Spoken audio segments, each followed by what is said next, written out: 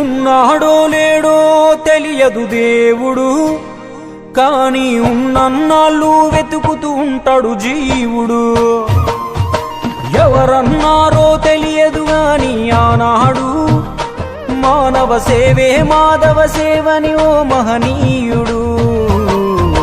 దేవుడంటే సాయమేరా తమ్ముడు, ఆ దేవుడే ఇది చెప్పిన ఎవ్వడు నమ్మడు. దేవుడంటే సాయమేరా తమ్ముడు, ఆ దేవుడే ఇది చెప్పిన ఎవ్వడు నమ్మడు. ఉన్నాడో లేడో తెలియదు దేవుడు, కాని ఉన్నన్నాళ్ళు వెతుకుతూ ఉంటాడు జీవుడు.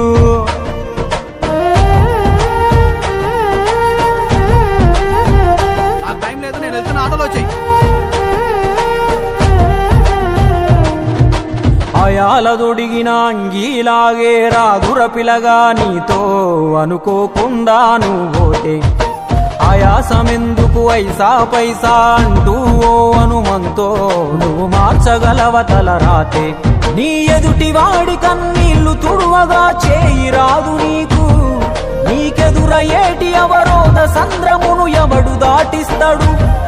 నీ కళ్ళ ముందు జరిగేటి ఘోరమును ఆపతెగువలేదు, నీ వాళ్ళు కూడా స్థానములుంటే ఆడా ఎవడు రాడు. సూర్యుడు విసుగే లేకుండా వెలుగుతో సాయం చేస్తాడు, చంద్రుడు తిరిగే మడగడుగా చలువను రోజు పంచుతాడు.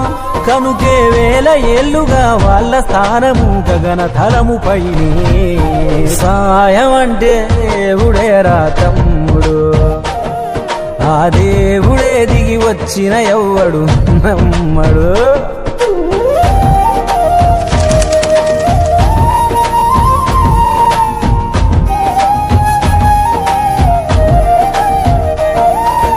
పిడికెడు కడుపుకు సాలద నీకు ఎందుకు ఆస్తులాశ, మూడో తరముల దాకా వరస నువ్వు శ్రమించి గట్టిన నీ ఇంట్లోనే ఉంచరు గోడకు ఫోటో, గుర్తుండదు నీ పేరేంటో.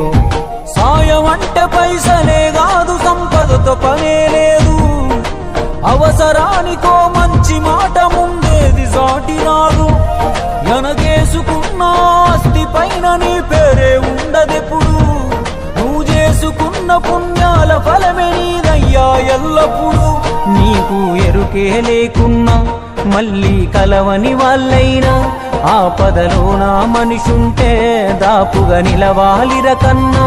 మళ్ళీ తిరిగి తిరిగి అది నిన్ను చేరుతది ఏదో రూపానా, ఇంకేదో రూపానా. దేవుడంటే సాయమేరా తమ్ముడు, ఆ దేవుడే ఇది చెప్పిన ఎవ్వడు నమ్మడు.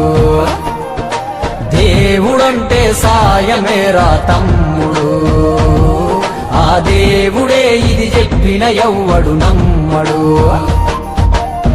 చెట్టు సాయం చేస్తుంది వాయువునిచ్చి, మట్టి సాయం చేస్తుంది జీవనమిచ్చి, నీరు సాయం చేస్తుంది దాహం తీర్చి, నిప్పు సాయం చేస్తుంది ఆకలి తీర్చి, నింగి కూడా సాయం చేస్తుంది గొడుగై కాచి.